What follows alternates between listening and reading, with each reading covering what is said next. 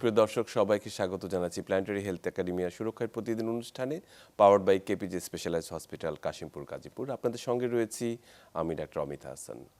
আজকে আমরা একটা বিশেষ বিষয় নিয়ে কথা বলতে চাই। সেটি হচ্ছে আমরা জানি যে পবিত্র রোজা চলছে। এই রোজার সময় অনেকেই দেখা যাচ্ছে গর্ভাবস্থায় রয়েছেন। তারা কিন্তু অনেকেই ভাবছেন যে আসলে রোজাটি রাখা তাদের জন্য নিরাপদ হবে কিনা, এবং পরিবারের অন্য সদস্যরাও কিন্তু উদ্বিগ্ন হয়ে পড়েন যে এই অবস্থায় রোজা রাখাটা বোধহয় ঠিক হবে না। কিন্তু অনেকে আবার রাখতে চান যে আসলে রাখলে কোনো সমস্যা হবে কিনা। এই সবগুলো বিষয় নিয়ে, বিশেষ করে গর্ভাবস্থায় রোজা এবং সতর্কতা এবং তাদের খাদ্যাভ্যাসটি নিয়ে আজকে আমরা কথা বলতে চাই। আমাদের সাথে আজকের এই আলোচনায় যুক্ত আছেন ডাক্তার তানিয়া ইসলাম চৌধুরী, প্রসূতি ও স্ত্রী রোগ ও বন্ধ্যত্ব রোগ বিশেষজ্ঞ, কনসালটেন্ট, গাইনিয়ান অবস্টেট্রিক্স বিভাগ, কেপিজে স্পেশালাইজড হসপিটাল। আপনাকে স্বাগত ডাক্তার তানিয়া। ধন্যবাদ। আসসালামু আলাইকুম সবাইকে। জি, ওয়ালাইকুম সালাম। তো আমরা আসলে যে বিষয়টি নিয়ে কথা বলতে চেয়েছিলাম যে বিশেষ করে গর্ভাবস্থার রোজা, যখন একটা পরিবারের নতুন সদস্য আসবে আমরা শুনি, তখন সবাই মায়ের প্রতি সবাই আলাদাভাবে একটু যত্নশীল হয়ে পড়েন, এবং এই সময় তাদের খাওয়া দাওয়াটাও কিন্তু একটু ভিন্ন মাত্রায় চলে। আপনারাও নিশ্চয়ই সেভাবে বলেন যে এটা বেশি খেতে হবে, ওটা করতে হবে না, করতে হবে। তো এই মধ্যে যদি রোজা চলে আসে, প্রথম যে প্রশ্নটি আসে যে তারা কি রোজা রাখতে পারবেন কিনা গর্ভাবস্থায়? গর্ভাবস্থায় রোজা রাখতে পারবে কিনা একজন প্রসূতি মা, যিনি মা হতে যাচ্ছেন, ওনাকে মা গর্ভাবস্থায় আসলে যদি উনি সুস্থ অবস্থায় থাকেন, ওনার যদি কোনো ধরনের সমস্যা না থাকে, কোনো ধরনের ঝুঁকি না থাকে, তাহলে উনি রোজা রাখতে পারবেন। জি, আমাদের ইসলাম ধর্মে আসলে রোজাটাকে গর্ভবতী মায়েদের জন্য একটু শিথিল করা হয়েছে। উনি যদি ভালো বোধ করেন উনি রোজা রাখতে পারবেন। মানে এটা ওনার উপরে ছেড়ে দেওয়া হয়েছে, যদি উনি বেটার ফিল করেন এবং যদি কোনো কোমরবিডিটি না থাকে, যে অন্যান্য অসুখ বিসুখ না থাকে স্বাভাবিকভাবে। আচ্ছা, এখানে আরেকটি বিষয় রয়েছে যে গর্ভাবস্থায় তো আমরা 3টা ট্রাইমেস্টারে ভাগ করি, 3টা ভাগে, যে ফার্স্ট ট্রাইমেস্টার, সেকেন্ড এবং থার্ড, যে 3 মাস করে। তো এর মধ্যে শুরুতেই যারা একদম শুরুতেই গর্ভাবস্থায় রোজা এসে পড়লো, তাদের জন্য কি রাখাটা কতখানি নিরাপদ হবে? গর্ভাবস্থায় আসলে প্রথম 12 সপ্তাহে মায়েরা যেই সমস্যাটাতে ভোগেন, তাদের অনেকেরই অতিরিক্ত বমি হয়, মাথা ঘোরায়, যেটাকে আমরা আমাদের মেডিকেল টার্মে বলি হাইপারিমেসিস গ্র্যাভিডারাম। তো যারা এই সমস্যায় ভোগেন তাদের সাধারণত আমরা রোজা রাখতে নিষেধ করি, কারণ হচ্ছে এই সময় তাদের অনেক বমি হয়, তাদের যে আমাদের শরীরের লবণের পরিমাণে তারতম্য হয়ে যায়। তো সেই সব ক্ষেত্রে আমরা তাদেরকে নিষেধ করি। কিন্তু যদি অতিরিক্ত বমি না থাকে, সবার কিন্তু থাকে না এটা, যদি অতিরিক্ত বমি না থাকে, যদি উনি রাখতে পারেন, রোজাটা ম্যানেজ করতে পারেন, তাহলে এটা নিষেধ নেই। এটি একটি বিষয় রয়েছে। আচ্ছা, এটি একটি বিষয় রয়েছে। এবং সাধারণ যারা রোজা রাখছেন, দেখা যাচ্ছে যে যদি কেউ রোজা রাখতে সম্মত হয় অথবা উনি অ্যাপ্রুভড হয়, তাহলে দেখা তার খাবার দাবার নিয়ে একটি ধোঁয়াশা তৈরি হয় যে উনি আসলে সারাটা দিন না খেয়ে থাকছেন, এই সময় বাচ্চার কোনো ডিপ্রাইভেশন হচ্ছে কিনা, ইফতারিতে আসলে কি খেলে সেটা পূরণ হবে, সেহরিতে খেলে, এবং বিশেষ করে পানির পরিমাণটি এবং ফ্লুইডের ব্যাপারটি, এটা নিয়ে আমাদেরকে একটু বলুন স্বাভাবিকভাবে রোজা। আচ্ছা, যারা রোজা রাখতে পারবেন তাদেরকে প্রথমেই তাদের খেয়াল রাখতে হবে তাদের বিশ্রামের বিষয়টি। তাদেরকে পর্যাপ্ত পরিমাণে বিশ্রাম নিতে হবে। আমরা যেটা দেখতে পাই, দিনের বেলা মহিলারা আসলে রোজাতে অনেক বেশি কাজে ব্যস্ত হয়ে যান, রান্নাঘরে কাজে ব্যস্ত হয়ে যান। তো এই কাজে ব্যস্ত থাকার মাঝখানে হয় কি, তাদের মানে শরীর থেকে পানি শূন্যতা হয়ে যায়। তারা পানি, যেহেতু ওই সময়টা আমরা লম্বা সময় পানি না খেয়ে থাকছে, তাতে যেটা হয় মহিলাদের প্রস্রাবে ইনফেকশন হওয়ার সম্ভাবনা থাকে। তো সেই ক্ষেত্রে যখন একজন মহিলা দেখবেন যে ওনার অনেক পিপাসা পাচ্ছে এবং ওনার প্রস্রাবের পরিমাণটা কমে যাচ্ছে, বা প্রস্রাব অল্প হচ্ছে এবং যেটা হচ্ছে অতিরিক্ত হলুদ রঙের হচ্ছে, জ্বালাপোড়া হচ্ছে, সেই সব ক্ষেত্রে অবশ্যই ওনাকে ওই মুহূর্তেই রোজাটা ভেঙে ফেলতে হবে এবং পর্যাপ্ত পরিমাণে পানি খেতে হবে। আর এটা যাতে না হয় সেজন্য ইফতার থেকে সেহরি পর্যন্ত ওনাকে পর্যাপ্ত পরিমাণে পানি খেতে হবে। আমরা সাধারণত বলি 8 থেকে 10 গ্লাস পানি তো উনি অবশ্যই খাবেন, মানে সেহরি থেকে শুরু করি, মানে ইফতারি থেকে সেহরি পর্যন্ত। এবং উনি যখন রোজাটা ভাঙবেন তখন অতিরিক্ত সুগারি কোনো ড্রিঙ্ক না খেয়ে, কোনো কার্বোনেটেড ড্রিঙ্ক না খেয়ে ওনাকে খেতে হবে ডাবের পানি খেতে পারেন উনি। খুব ভালো একটা জিনিস। জি, উনি খেতে পারেন ফলের ফ্রেশ ফলের যে জুসটা ওটা উনি খেতে পারেন, এবং পানি পানি এগুলো খেতে পারেন। এবং খাবারের ব্যাপারে বিশেষভাবে দৃষ্টি ওনাকে দিতে হবে, কারণ ইফতারিতে সাধারণত আমরা কি দেখি, টেবিলে অনেক ভাজা পোড়া থাকে একদম ভর্তি থাকে ওই জিনিসটা ওনাকে সচেতনভাবে অ্যাভয়েড করতে হবে। সবাই খাক, উনি ওটা অ্যাভয়েড করবেন, কারণ ওনার প্রথমত উনি প্রেগনেন্ট, এই সময় অ্যাসিডিটি অনেক বেশি হয়, সেই ভাজা পোড়াটা খাওয়ার সাথে সাথেই ওনার অ্যাসিডিটি হয়ে যাবে। তো সুতরাং ওই খাবারটা উনি অ্যাভয়েড করবেন। উনি মানে ওই সময়টাতে খাওয়ার চেষ্টা করবেন সহজ পাচ্য খাবারগুলো। হ্যাঁ, যেমন উনি খেতে পারেন, আমরা বলি কার্বোহাইড্রেট, যেটা আমাদের মানে শর্করা, যেটা একটু জটিল শর্করা, ওই ধরনের খাবারগুলো খাবেন। তারপর সুগারি খাবারটা আমরা আসলে ফ্রাইড এবং সুগারি খাবারটা অ্যাভয়েড করতে বলি। হ্যাঁ, আর ফল মূল, তারপরে ওই যে ফাইবার জাতীয় খাবার, এগুলো খাবেন উনি, এগুলো খেতে পারবেন সেটাই। এবং একই রকম ভাবে অনেকে যেটা করেন যে ইফতারিতে একদম খাওয়ার পর রাতের যে খাবারটি রয়েছে ডিনার, সেটাকে অনেকে স্কিপ করেন, যে একেবারেই সরাসরি আবার ভোর রাতে খাবো, অথবা সেটা একদমই করা যাবে না। প্রেগন্যান্ট যারা রয়েছে তাদের ক্ষেত্রে করা কি ঠিক হবে কিনা? জি না, একদমই সেটা করাটা ঠিক হবে না। আমরা সাধারণত গর্ভবতী নারীদের যেটা পরামর্শ দিই, ওনারা অল্প অল্প খাবার খাবেন বারে বারে। একসাথে অনেক খাবার না খেয়ে ওনারা অল্প অল্প খাবার বারে বারে খাবেন। এই জন্য ওনারা ইফতারিতে অল্প খাবার খাবেন, এবং এরপরে রাতে ওনাদের আবার একটা মিল নিতে হবে, কারণ প্রেগনেন্সিতে এমনিতেই খাবারের মানে পুষ্টির চাহিদাটা বেড়ে যায়। মায়েদের মনে রাখতে হবে যে ওনারা যদি পুষ্টিকর খাবার না খান, পর্যাপ্ত পরিমাণে না খান, তাহলে কিন্তু এটার জন্য সাফার করবেন উনিও এবং সাথে ওনার অনাগত সন্তান। তো অবশ্যই অনাগত সন্তানের কথা চিন্তা করে, নিজের স্বাস্থ্যের কথা চিন্তা করে মায়েদের পর্যাপ্ত পরিমাণে পুষ্টিকর খাবার, স্বাস্থ্যকর খাবার খেতে হবে রেগুলার ইন্টারভ্যালে। একেবারেই যথার্থ বলেছেন। একই সঙ্গে আরেকটি বিষয় যেটি রয়েছে, যে সেহরিতে আমরা বলি যে সারাদিন যেহেতু উনি ফাস্টিং থাকবেন, অভুক্ত থাকবেন, ওই সময়ে যাতে দীর্ঘক্ষণ সেটা তাকে সাপোর্ট দিতে পারে, বাচ্চাটাকে সাপোর্ট দিতে পারে, ওই সময়ে কি ধরনের খাবার? অনেকে ভোর রাতে উঠতে চান না, খেতে স্কিপ করে ফেলেন, ভালো লাগে না খেতে, অভ্যাসের। কিন্তু মায়েদের ক্ষেত্রে, বিশেষ করে প্রেগনেন্ট লেডিদের ক্ষেত্রে এটা কি করা উচিত? সেহরিটা তো খুবই গুরুত্বপূর্ণ, কারণ সেহরির পরেই একটা লম্বা সময় মায়েরা না খেয়ে থাকছেন। তো ওনাদেরকে ওই সময়টাতে ওনাদেরকে কার্বোহাইড্রেট, প্রোটিন, বিশেষ করে ডিম, দুধ জাতীয় খাবার, মাংস, এগুলো খেতে হবে। আর ভাত তো আছেই, ভাত খাবেন, পর্যাপ্ত পরিমাণে ভাত খাবেন, প্রোটিন জাতীয় খাবার খাবেন, দুধ রাখতে পারেন। তো এই খাবারগুলোই খাওয়া উচিত আমার মনে হয়, একেবারেই তার জন্য অনেক। এবং পানির কথা ভোলা চলবে না। খুবই ভালো বলেছেন। আচ্ছা, আমরা দেখেছি যে আপনার এই সময়ে অনেক মানে যারা প্রেগনেন্ট তাদেরকে অনেক সাপ্লিমেন্ট দিয়ে থাকেন, যে iron, folic acid, zinc, calcium, এগুলো থাকে। এই ওষুধগুলোর ব্যাপারে আসলে কি করা যায়? সেগুলো তারা কিভাবে খাবেন?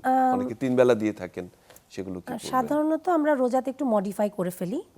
যারা সাধারণত আমরা তাদের বলি সকালবেলা সেহরির পরে, ধরেন সেহরির পরে তারা ক্যালসিয়ামটা খেলো, তারপর ইফতারের 1 ঘন্টা পরে গিয়ে তারা আয়রনটা খেলো। সাধারণত এগুলোই তো দিই। আর যাদের একটু অ্যাসিডিটির সমস্যা থাকে, তারা অ্যাসিডিটির জন্য ওষুধ খেয়ে নিতে পারেন, সেহরিতেও খেতে পারেন। তাহলে তাদের অ্যাসিডিটির সমস্যাটা, গ্যাসের সমস্যাটা কম হয়, তাদের কম খারাপ লাগে একেবারে। আচ্ছা, আরেকটি বিষয় লক্ষ্য করছি যে এই সময় দেখা যাচ্ছে যে অনেকে মানে ফল জাতীয় খাবারকে অনেকে খুব প্রিফার করেন, যে বিশেষ করে আনার বা রক্ত হয় যেগুলোতে বেশি করে। এই খাবারগুলোকে আসলে ওনাদের ডায়েটে রাখার প্রয়োজনীয়তা রয়েছে এই ইফতারিতে? অথবা রসালো খাবার আমরা বলি খেতে ওনাদেরকে, যেহেতু একটা পানির অভাবের ব্যাপার আছে, যেটাই খাক পর্যাপ্ত পরিমাণে, বেশিও না কমও না। কিছু ফ্রুটস খেতে আপনারা আবার নিষেধও করে থাকেন, এরকম কিছু প্রেগন্যান্সির ক্ষেত্রে, সেটা একটু বলে দেন দর্শকদের। হ্যাঁ, নিষেধ করার মধ্যে আমরা সাধারণত কাঁচা পেঁপেটা আমরা নিষেধ করি, এবং আনারস, এই দুটো খাবার আমরা গর্ভবতী নারীদের প্রথম দিকে মানা করি। আমরা সাধারণত আসলে যেটা খাওয়া যায় না সেটা পুরো সময়টাতে না খাওয়াই ভালো, সেজন্য এই সেজন্য দুটো অনেকেই তো ফলকে আসলে নিয়ে ফেলে না। হ্যাঁ, এই দুটো ফলকে নিষেধ করি। আর যেসব ফল বিদেশি ফল যেগুলো তে অনেক আমরা যেটা মনে করি প্রিজারভেটিভ দিয়ে রাখা হয়, সেই ধরনের ফলগুলো আসলে আমরা প্রেগন্যান্সিতে খেতে নিষেধ করে দিই। যেমন আঙ্গুর, আপেল, যেসব মানে এইসব খাবারগুলোতে মানে আমরা মনে করি যে প্রিজারভেটিভ দিয়ে রাখা হয়, সেই সব খাবারগুলো আসলে প্রেগন্যান্সিতে ফ্রেশ যদি হয় তাহলে জি খেতে যতটা পারবেন বাংলাদেশে। প্রাকৃতিক সম্ভব ততটাই একেবারে। দেশি ফলগুলো আচ্ছা, খাওয়া উচিত। এবার আমরা তো স্বাভাবিক যারা প্রেগনেন্ট হলেন তাদের কথা বললাম, একই সঙ্গে যেটা বলছি যে ডায়াবেটিস এবং বিশেষ করে জিডিএম জেস্টেশনাল ডায়াবেটিস মেলাটাস যাদের থাকে প্রেগনেন্সির শুরুতেই অনেকে দেখা যাচ্ছে ব্লাড সুগার স্বাভাবিক ছিলেন, হঠাৎ করে ব্লাড সুগারটি বাড়তে শুরু করলো। তো এই ক্যাটাগরির যারা প্রেগনেন্ট রয়েছে তাদের আসলে রোজা রাখার বিধানটি মানে রাখতে পারবেন কিনা বা কিভাবে রাখবেন? আচ্ছা, তাদের মধ্যে কেউ আছেন যারা গর্ভাবস্থায় ঢোকার পরে তাদের ডায়াবেটিসটা ধরা পড়লো। আমরা তাদেরকে খাবারের ব্যাপারে পরামর্শ দিই, এক্সারসাইজের ব্যাপারে পরামর্শ দিই, এবং কেউ আছেন যে শুধুমাত্র খাবার এবং হাঁটাহাঁটির মাধ্যমে সুগারটা কন্ট্রোলে রেখেছেন। যদি সেরকম কেউ হন ওনারা রোজা রাখতে পারেন। হ্যাঁ, ইট ডিপেন্ডস যে উনি আসলে কিভাবে টলারেট করতে পারছেন। উনি যদি টলারেট করতে পারেন উনি রোজা রাখতে পারবেন। কিন্তু আবার কিছু কমপ্লিকেটেড পেশেন্ট আমাদের কাছে আসে যারা ইনসুলিন নিচ্ছেন, আগে থেকে নিচ্ছেন, বা সুগার প্রেগনেন্সিতে আনকন্ট্রোলড হয়ে যাওয়ার কারণে আমরা ইনসুলিন দিচ্ছি।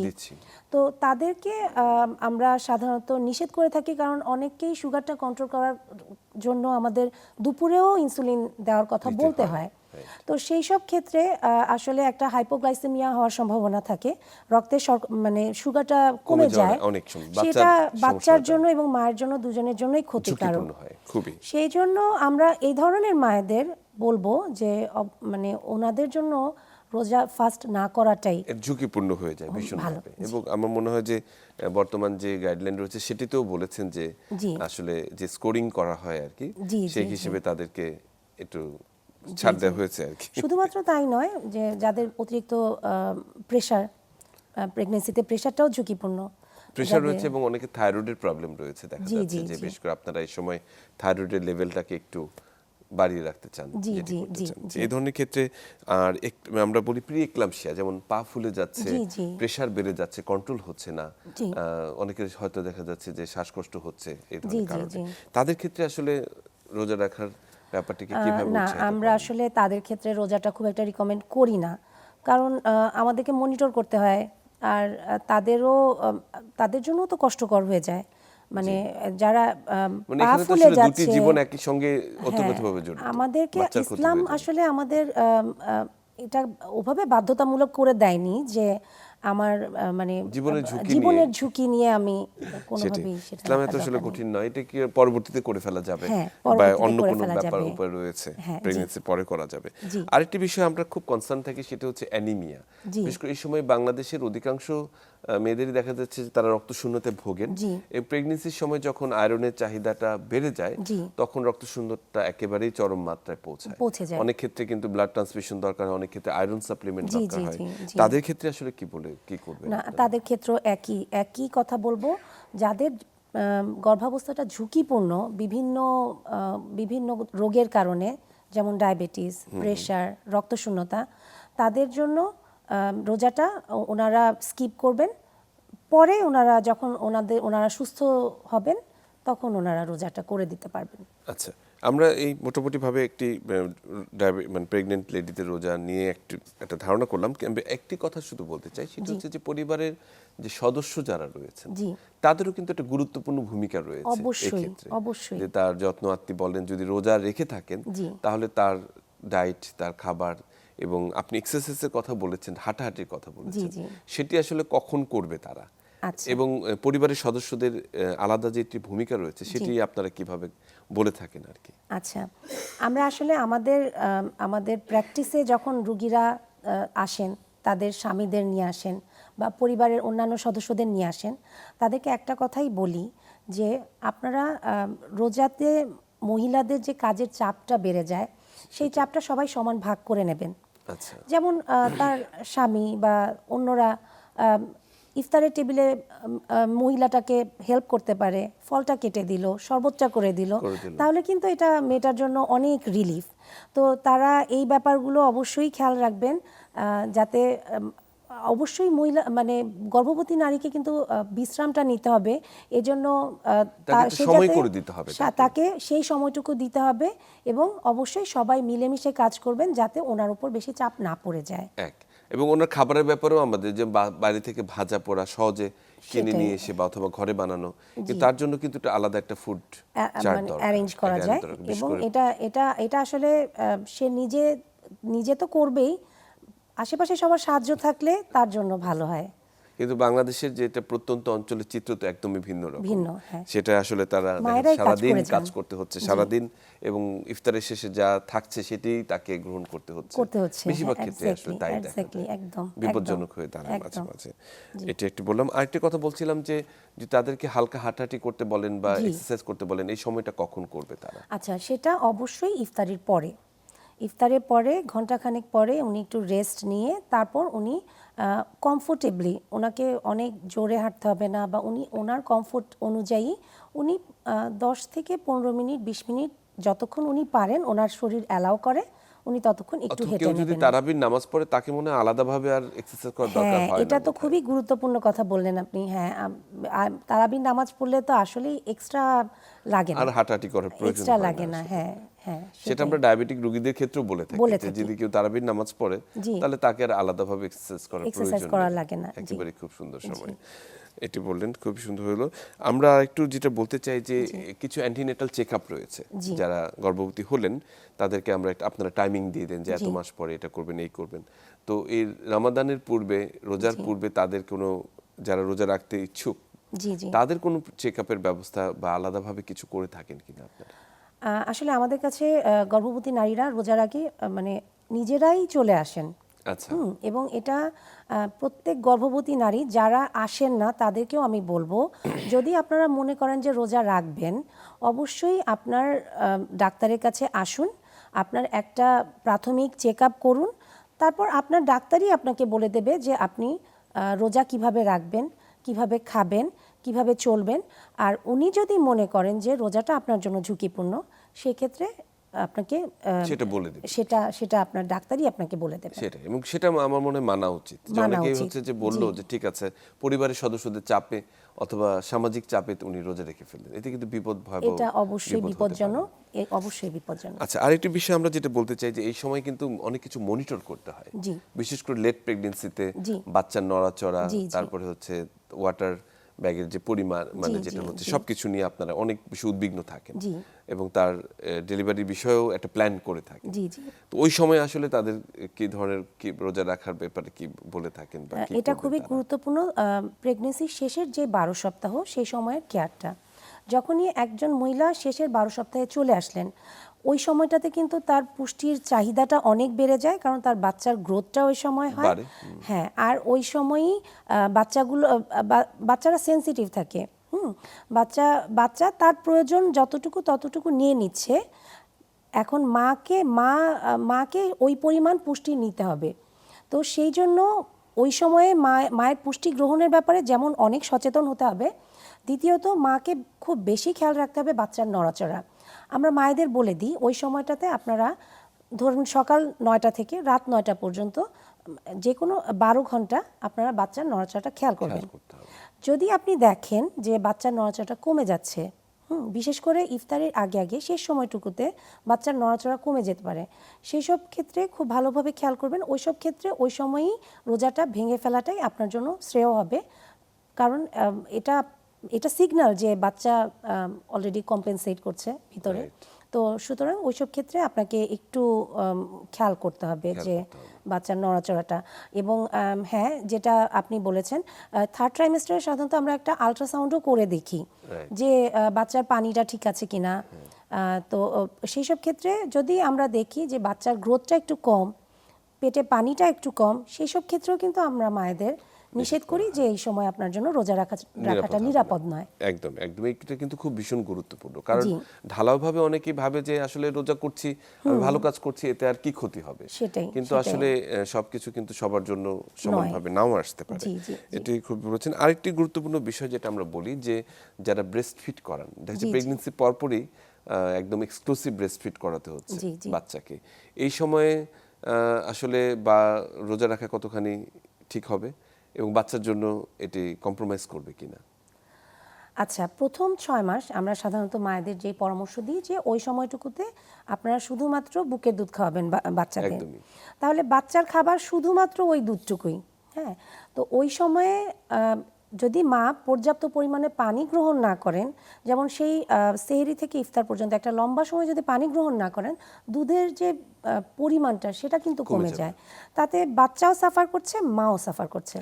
তো এই ক্ষেত্রে আমরা প্রথম 6 মাস অন্তত যখন এক্সক্লুসিভ ব্রেস্ট ফিডিংয়ের টাইমটুকু, ওই সময়টুকুতেও আমরা খুবই সাবধানতার সাথে রোজা রাখতে বলি যদি রাখতে পারেন।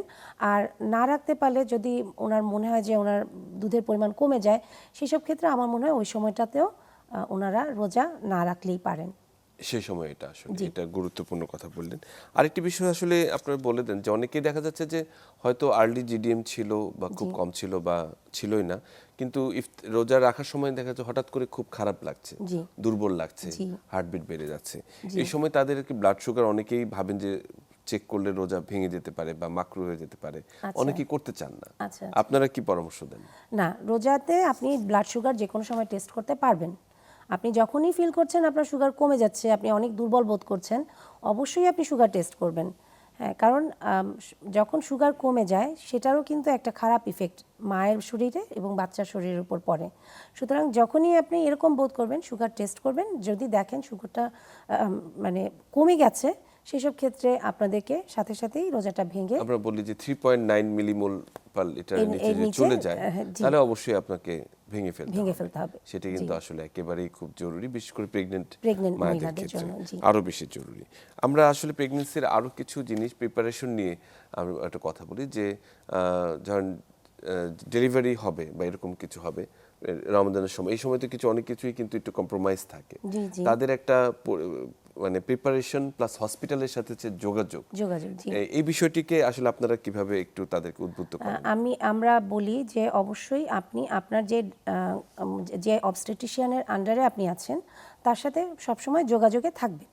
মানে যখনই আপনার এরকম কিছু মনে হবে, আমরা বলি যে পানি ভেঙে গেল বা ব্যথা উঠে গেল, সাথে সাথে আপনাকে হাসপাতালে পৌঁছে যেতে হবে এবং পৌঁছে গিয়ে, কারণ একটু দেরি হলেই তো সমস্যা, সুতরাং অবশ্যই হাসপাতালে খুব তাড়াতাড়ি পৌঁছে যেতে হবে। মানে কতগুলো রেড ফ্ল্যাগ সাইন রয়েছে যেগুলো আসলে যদি কোন ধরনের খিঁচুনি হয়, যদি খিঁচুনি হয়, যদি ওনাদের রক্তক্ষরণ হয়, যদি ওনাদের জ্বর চলে আসে, যদি বাচ্চার নড়াচড়া কম হয়, সেসব ক্ষেত্রে অবশ্যই সেসব ক্ষেত্রে তো কোনোভাবেই দেরি করা সম্ভব মানে উচিত হবে না।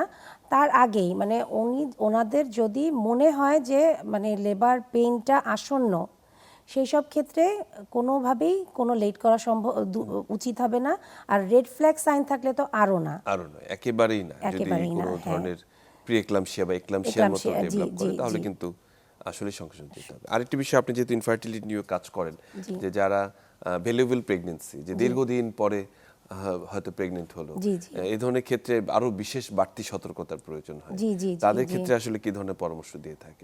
একই ধরনের তাদের ক্ষেত্রেও তারা যখনই সাধারণত যাদের অনেকদিন ধরে বাচ্চা হয় না তাদের দেখা যায় সাথে কিছু কোমরবিডিটিস থাকে, হয় ডায়াবেটিস থাকবে, না হয় প্রেশার থাকবে, হাইপোথাইরয়েডিজম থাকবে। তো এদের তো সাবধানতাটা আরও বেশি। তাদের যাদের বাচ্চা হচ্ছে না তারা প্রেগনেন্ট হলো, ওই প্রেগনেন্সিতে যদি ধরেন কোনো ধরনের কমপ্লিকেশন থাকে তাহলে তো অবশ্যই আমরা তাদেরকে বলি যে এই সময়ে ওনাদের জন্য রোজা না রাখাটাই ভালো হবে। আপনাকে অসংখ্য ধন্যবাদ ডাক্তার তানিয়া। আমাদের বিশেষ করে যারা গর্ভাবস্থা যারা রোজা রাখতে চান এবং এই সময় যে সতর্কতা অবলম্বন করতে, খুব চমৎকার করে আপনি তাদেরকে বুঝিয়ে বলেছেন। ধন্যবাদ, আপনাকে অনেক ধন্যবাদ। সুপ্রিয় দর্শক, আজকে আমরা বিশেষ করে গর্ভাবস্থা যারা রোজা রাখছেন অথবা কারা রোজা রাখতে পারবেন এবং এই সময় তাদের যত্নটি কেমন হবে, বিশেষ করে তাদের খাবার দাবার, তাদের এক্সারসাইজ, তাদের পানির পরিমাণটি কিভাবে তারা পূরণ করবেন এবং একই সঙ্গে যে সতর্ক বার্তাগুলো রয়েছে যে যে ব্লাড সুগার কমে গেলে যে সিমটমগুলো হতে পারে, প্রেগনেন্সি যে রেড ফ্ল্যাগ সাইনগুলো রয়েছে এই ধরনের ক্ষেত্রে এবং ঝুঁকিপূর্ণ যারা রয়েছে তাদের ক্ষেত্রে কিন্তু রোজাটি কিন্তু আসলে একেবারেই ম্যান্ডেটরি নয়, তাদের জন্য অবশ্যই সেটি শিথিলতা রয়েছে। আশা করছি যে এই আপনাদের এই যে মনের মধ্যে যে কৌতূহলগুলো রয়েছে সেটি আমাদের আজকের আলোচক খুব সুন্দরভাবে পূরণ করতে পেরেছেন। সবাই ভালো থাকবেন, সুস্থ থাকবেন।